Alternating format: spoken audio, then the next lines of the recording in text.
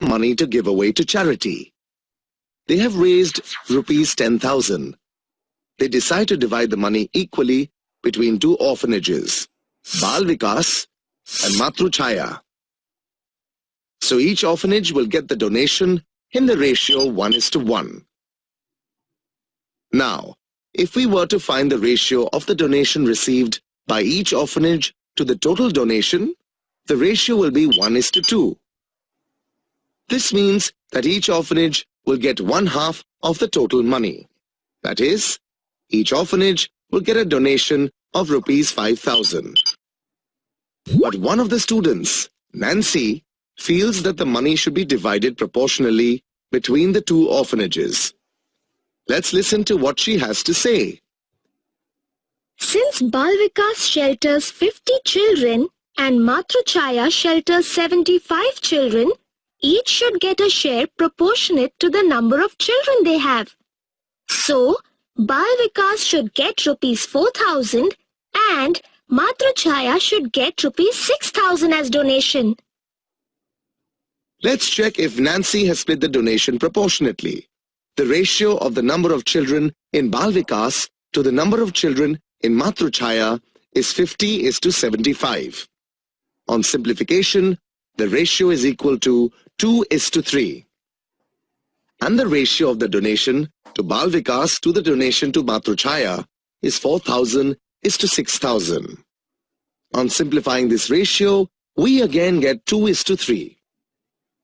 We can see that the ratio of the number of children in the orphanages is equal to the ratio of the donation to be given to them.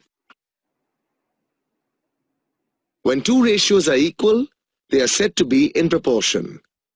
The is proportional to or equal to symbol is used to equate ratios that are in proportion. We can see that Nancy has indeed divided the donation proportionately between the two orphanages. Now, let's look at the numbers 2, 3, 14 and 21. Are these in proportion?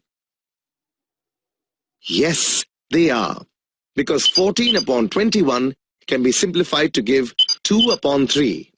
Since the ratios are equal, the numbers are in proportion.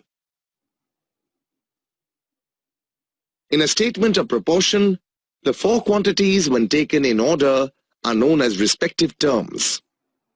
Here, 2, 3, 14 and 21 are the respective terms. The first and fourth terms are known as extreme terms, while the second and third terms are known as middle terms.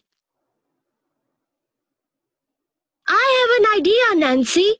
We can donate more money to the orphanages if we collect newspapers and magazines from all the buildings in our area and sell them to the Raddiwala. That's a wonderful idea, Prem. Let's get started.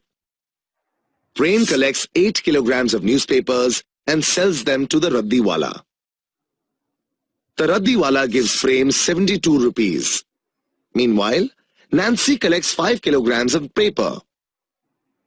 Prem wants to know how much money Nancy will get for the papers she has collected. He can do this easily by using the unitary method. The method in which we...